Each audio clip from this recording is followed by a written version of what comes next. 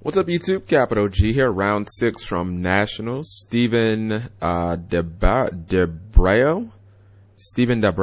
versus Samuel Friedman. We have Heroes versus Sertaler Knights. I sure do hope that this is Mass Heroes and not like Elemental Hero Beat or something like that, as I don't really know that it'll be that effective. Anyways, I believe both of these guys are X and 1, and I did predict that Heroes would do better at this event than, whoa, okay. What is that in his hand? I'm starting to think that this might not be Mass. Well, there's a Hero Lib, so okay, I'm gonna assume it's Mass Heroes. So yeah, I did predict that Heroes, oddly enough, would do better than Sertaler Knights. So maybe this match will be like, maybe this match will be will be representative of that. So let's see what's gonna happen. Heroes would almost always select first, because if they can put Dark Law on board, it's a pain in the ass for Sertaler Knights to deal with. They search a ton. Anytime you search while Dark Law is out, it's a problem. Alright, so you see he's going for that Shadow Mist. Alright, that's met with Effect Veiler. Has to pay half of his life point, so he's at 4,000 right off the bat. I know Steven's probably happy he's playing that Veiler right about now. Okay, he has a Shutout Dragon and a Farfa, the Burning Abyss. Okay, so I saw a BA monster and I was like, what is going on here? Looks like he's just playing a little bit of the, kind of like the OCG build of like Heroes, where you run, like probably Armageddon Knights, you run some Dark things as, outs to like Genlock and stuff like that. So there's that turn 1 Rhoda. This would have been a problem had he had Dark Law, but with no Dark Law, no problem. Now, I think he has Mirror Force, even if Dark Law was thrown on board. Or, excuse me, it looks like it's Samuel who actually has Mirror Force. I know one of the players had Mirror Force, so I was like, if Dark Law meets Mirror Force, it's going to be an issue. But it looks like he had, looks like it was him with the Mirror Force. Okay. So, he's contemplating using Mirror Force on Deneb. And looks like he's just going to go ahead and do that. Obviously wanting to keep his face down. That face down again can be, it can either be, the face down is definitely Shutout Dragon, because, Farfa is still in his hand. So, looks like he's now going to exceed after flip summoning. Had he let the attack go through, Dragon would have definitely died. He would have gotten the plus anyway, so why not just go ahead and kill it? Going for Exciton Knight, swinging for the fences here. And he will activate that effect. Yikes. Oh man, Exciton resolved. And looks like Steven just lost a Mystical Space Typhoon. He lost a Mirror Force, lost a lot of cards. Now, the issue is, Samuel doesn't quite have another play to follow up, so he makes a lot of advantage, but there's a very legitimate chance that he could get Trevored right now. So, and you see Steven say, all right, whatever, I'm just gonna go ahead and I'm gonna play my Altier. I'm gonna get another Altier. He has MSC in his hand. The MSC probably isn't gonna do much, as Samuel just doesn't have any back row to really set. So I would probably make Trevor, honestly. I'd just go ahead, I'd try and get a card out of his hand, and I'd hope that I didn't get Farfa. So he is gonna go for Trevor. That will give Samuel a search. He gets Bubble Man from the Shadow Mist that fell off. And probably gonna try and take a card out of his hand now after attacking for 2,100. Let's see what cardio hit. If he hits Farfa, that's just going to be really unfortunate. I mean, I guess only a 25% chance. His opponent's hand is flooded with Bubble Mans, but there's a legit chance that the Trevor won't live anyway. So he ends up hitting a Bubble Man. Sets an MST, passes turn, gets a Regeki. Not a very good card here, just because Trevor will trigger. And he needs like a Veiler or something like that. What he really needs is to be able to get the, so he's going to special the Farfa. Okay. Yeah, he's going to special the Farfa.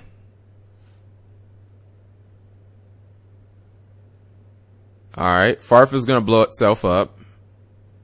I guess he just wanted to empty out his hand so that he play. That's the issue with Farfa, is when you draw it. I mean, sure, you can special it, but it's not going to get its effect because you done already used its effect to special summon it. I would imagine he's probably going to try and go for Shadow Mist here. I mean, he can easily just 101 that or Castell it so that it will never get its effect. Okay, and that's probably what he's going to do. He's probably just thinking of which card do I want to go into it. Do I want to go 101? Do I want to go Castell? I wouldn't think Abyss Dweller would be an option here. That's like too many resources, honestly. I mean, he could get himself another copy of Bubble Man. It's just he would have nothing but a Bubble Man in hand. He's thinking about going into Lavalval Chain. Okay.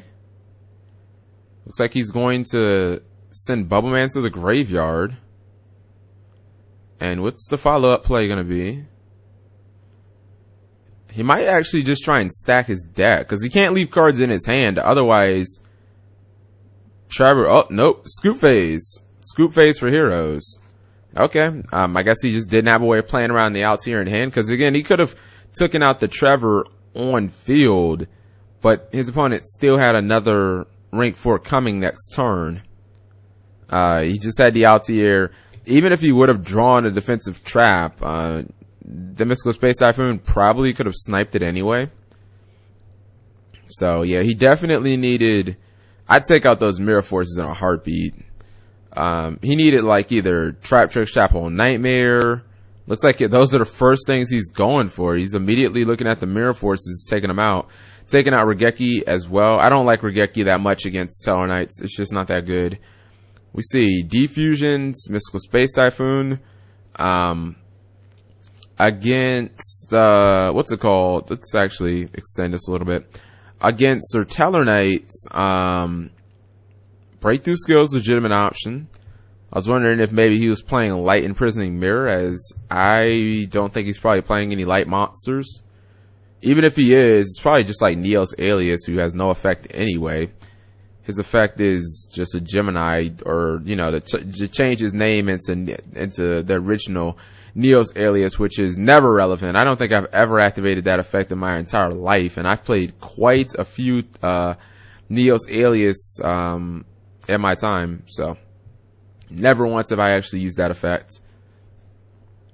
And you see Sir Tellarknight player having Defusions as well. Defusion seems to be very popular coming out of the side deck. He's got Twisters.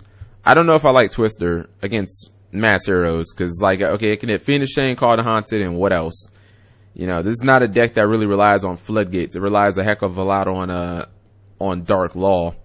That effect Veiler was really big, because had that been a Max C, both players would have basically, like, I think the hero player would have been a little more satisfied had it been a Max C, because he would have been able to get to Dark Law, essentially. And Dark Law, it seems like it would have been pretty damn unopposed. Especially if his opponent just had the Rhoda to try and get to Deneb. Yeah, there's a good chance he'd have lost a card in his hand, and could have probably just won the duel from there. Had Deneb actually gotten banished, Altair would have become completely irrelevant, and everything just would have fell apart from there. There's that Thunder King Ryo that we were talking about. It's getting sided out. I'm fine with that, because if you're going second and your opponent puts the Dark Law on board, Thunder King Ryo is just not doing anything. So, but it's good to see Thunder King Ryo is making a huge impact. Now, I don't know where round 5 was. I just didn't see it. I heard some other people in the Twitch chat asking where the freak is round 5, but I don't know. Maybe they just didn't post it or what, but I don't think that round 5 ever happened on stream. I could be wrong. I have to check what's it called? Check with some people to see if they saw round 5 happen. I really wish Konami would add a countdown like the ARG does for the round to show how much time is still in the round. That would make things a lot better, because then people would know. I mean, I guess you'd have people that like temporarily leave the stream or whatever, but I mean, to me, it would just make a lot more sense. You know what I mean? It would seem like it would be a little more organized. Alright, so both players are shuffling up. I think that this will be another game where both players opt to continually go first. I think that Konami has also decided that they're like, it seems like they almost have an agenda not to put Necros on stream, because I have not seen that deck on stream yet. First round was Burning Abyss versus like Galaxy, or it was against Photons. That match didn't seem that great. Burning Abyss just kind of shit on the Photons. The next match had a girl. She was playing Gravekeepers. It was against Noble Knights. She got destroyed. She was playing a whole bunch of like really situational cards, like cards where if Necro Valley leaves the field, like just completely GG, or if you lose a GK monster. And then it started getting competitive with, you know, Ritual Beast versus Sir Tower Knights, Ritual Beast versus what was the other Ritual Beast matchup? Oh no, wait, I'm sorry. Ritual Beast did actually play Necros on stream, and that's when Spirit Beast just had that Savage 2-0, but looks like they're not trying to flood us with mirror matches of the Necros order. Alright. Hero lives again, so I mean, he already has access to, if he's going first, he already has access to Dark Law. And we see a Mind Crush, a Rhoda, a Deneb, a Mystical Space Typhoon, and a card that I cannot make out. The hero player opts to go second for some reason. I don't understand that one at all. I'm not sure that I quite get that one. Because I think that I would definitely want to put Dark Law out on board before my opponent had a chance to do anything. Especially if you could have had Dark Law plus Fiendish Chain and Solemn Warning. Like, do you understand how good that would have been? So Tower Knights probably wouldn't have an answer to that, because right now you'd be throwing a Dark Law at your opponent in the draw phase, or technically you'd be chaining or whatever. Dark Law would be coming out, it'd be kicking in its effect, taking a card out of your opponent's hand. You'd still have Fiendish Chain, and you'd have Solemn Warning. So technically, even if they did get the Deneb search, which you have two ways of stopping, like, what would be the follow-up?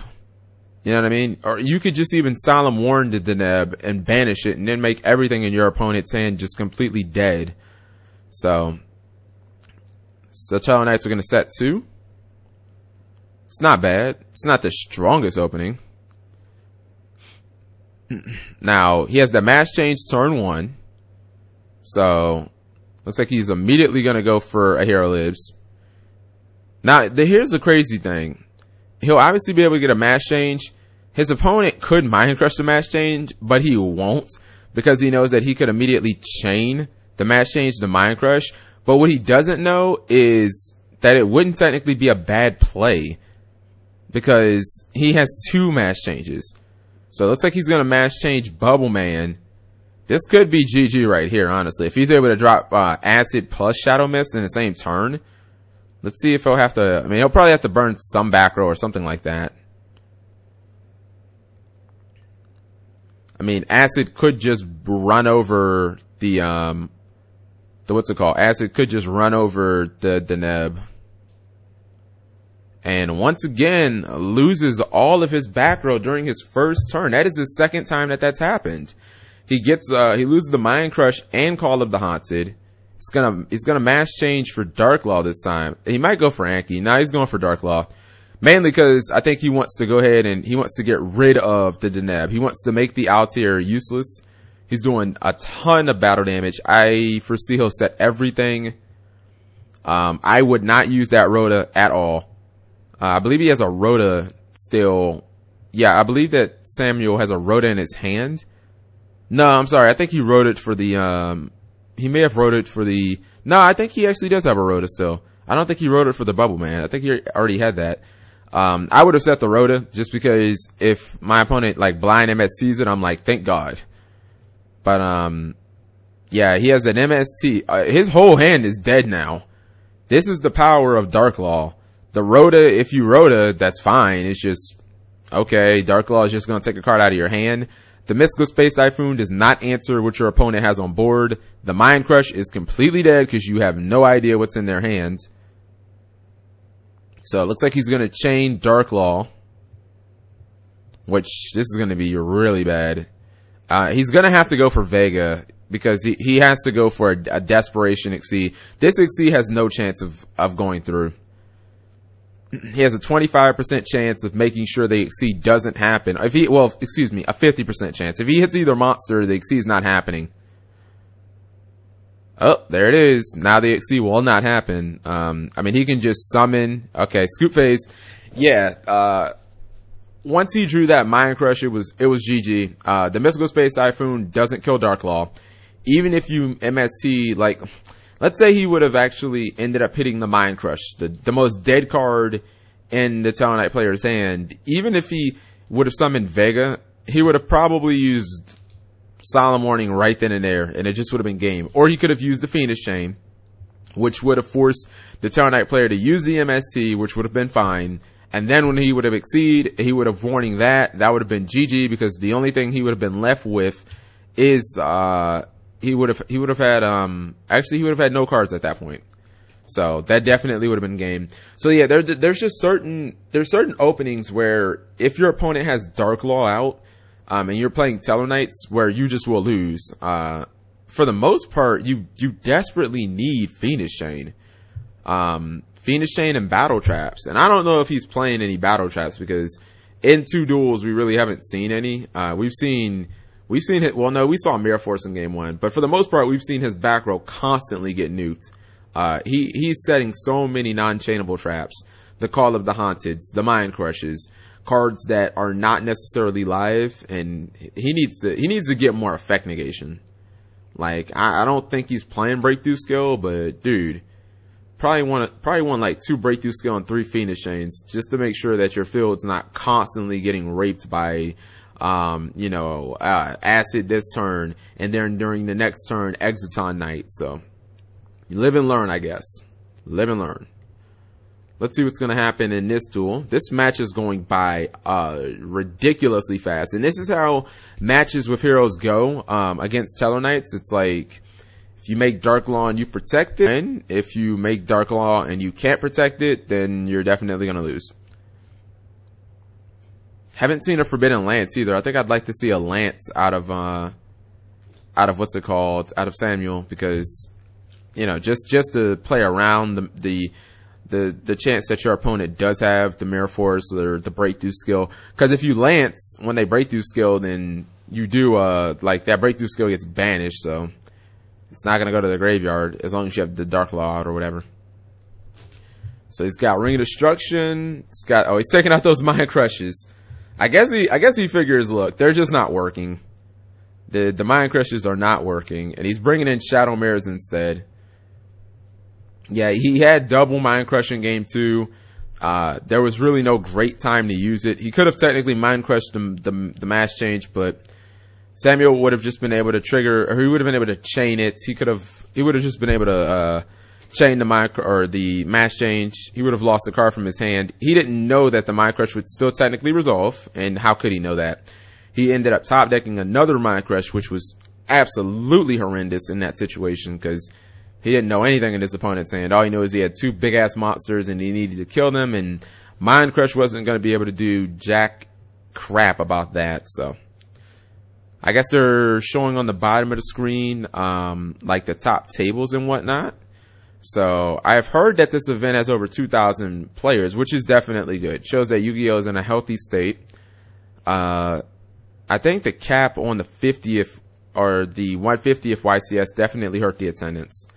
Cause you gotta remember, we have had events of over 4,000 people. I'll never forget that I think it was YCS San Mateo that broke the record. So yeah, they're showing the top 10 tables.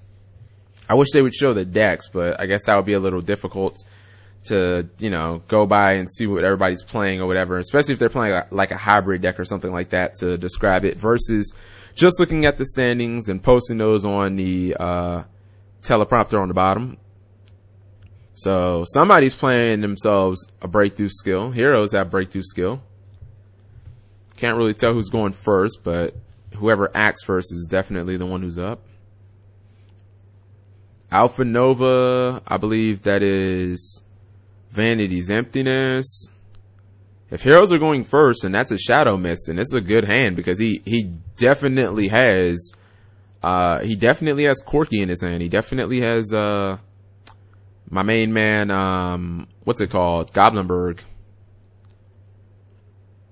And I don't believe that Steven has an effect failure. He could though. And if he puts if you put Shadow Mist out before Dark Law before he's able to throw out Steven's able to do anything, then that Vanities becomes terrible. Is that Diamond Dude?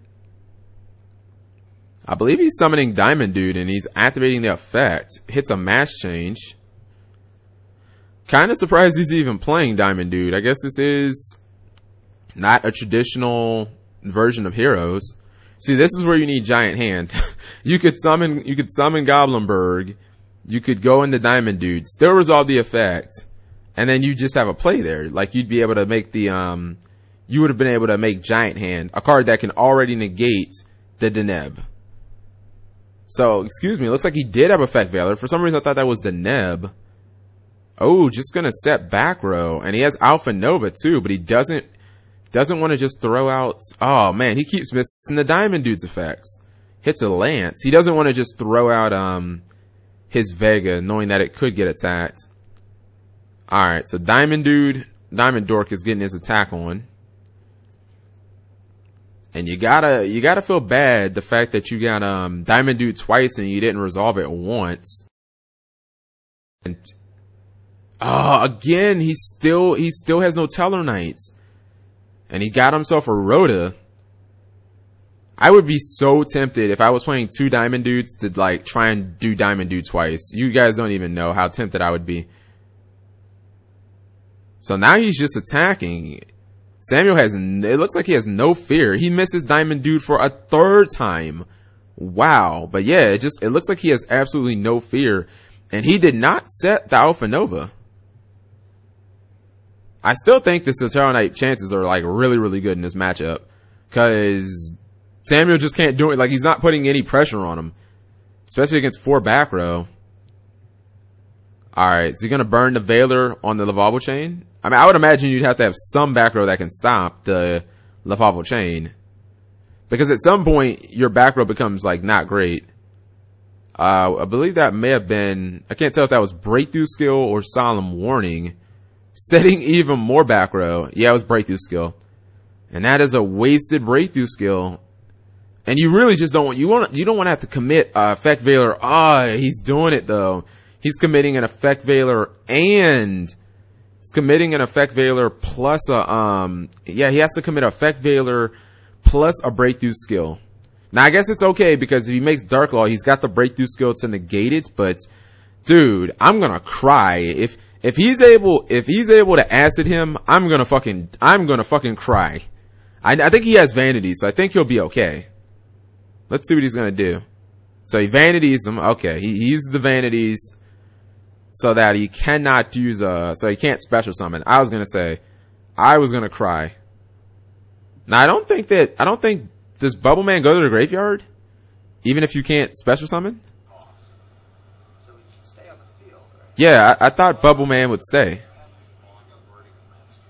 Okay, it's not gonna matter regardless because he Mirror Forced. Let's see if Steven finally got a monster he can play.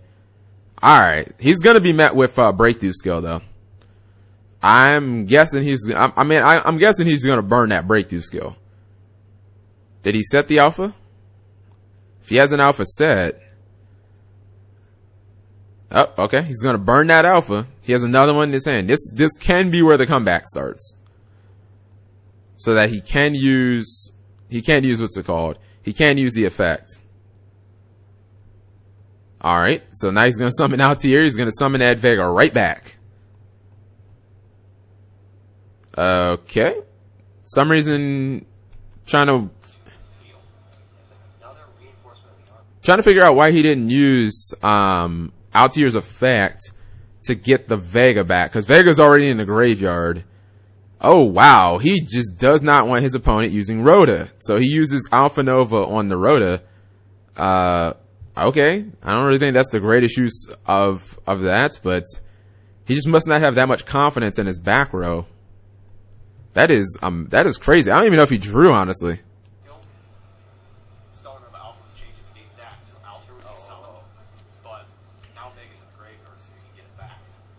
Okay, yeah, thank you. Like, I don't understand why he didn't use Altair's effect. Vega is why did he not use, or excuse me, why did he not use Altair? It's a cost. Oh, Vanity's on that. Oh, he changed Call of the Haunted. Amazing. Wow, double Call of the Haunted. He's not gonna get anything else after that, but let's see. I mean, now we may just have a simplified beatdown game. What did he draw? He drew some type of spell. Yeah, I think we're just gonna have a simplified beatdown game. Mystical Space Typhoon, which is not the greatest card in the world here. This is when you need Neos Alias, guys. This is when you need Neos Alias, like, super bad. But then again, he already has Corki on the board, so I mean, there's not much he can do, but it was a total mistake when he used Alpha Nova with the first. Oh, he's just gonna what's it called? Oh no, yeah, he's gonna MST, and now he's gonna Trevor. This game's over. Yeah, I think this game's probably over because Trevor plus 2 Call of the Haunted. I think it's a Rizzy. He's gonna lose Goblinberg. He's gonna take some damage, and whatever's in his hand's going bye bye. This is the power of Sotelo Knight Trevor, the realest nigga in the game. I don't think that Steven actually has any cards in hand, but he'll obviously have the Call of the Haunted. Wow, what a top deck though. Top deck, so Hero lives, and Steven's like, are you kidding me? Here's a card. Yeah, he says, are you kidding me? Actually, if he goes for Bubble Man, won't he draw 2? Because I don't think he has anything else. Alright, so looks like he's gonna go for Mass Change. I don't know. I may have went. No, Bubble Man has to be in your hand, I believe. Oh, he has Summoner Monk, and I think Monk might be the only thing in his hands. He's looking at Trevor. Problem is, even if he kills Trevor, he has double Call of the Haunted. Like, you may have to go for Exiton or something like that. Looks like he is just gonna go ahead and I don't know what he's doing. If he's scooping, he activated Mass Change. Okay, so he's going into Anki to get himself another copy of Mass Change. I actually think that that's probably the best play because Dark Law wasn't really going to do anything. If there was a way for him to make Exiton Knight after this, that might really help because you need to get rid of the Call of the Haunted. The fact that Steven doesn't have any Denebs means that if you get rid of the Call of the Haunted, you're still in good shape. He hasn't normal summoned either, so actually still might be a chance. And he has Mass Change. Oh, that's what he might do. He might use that for Summoner Monk. Yeah, okay, you know what? That's what he'll probably do. If he can use Monk's effect, then all he has to do is just go into Monk, exit on the board, and just clear everything out. I think that's the best play here. I'm still going back to when he used Alpha Nova. Look, okay, or he might. Looks like he's going to. Is he match changing? He is. He's going to get rid of Vega. It's going to get banished. I don't understand that play, honestly.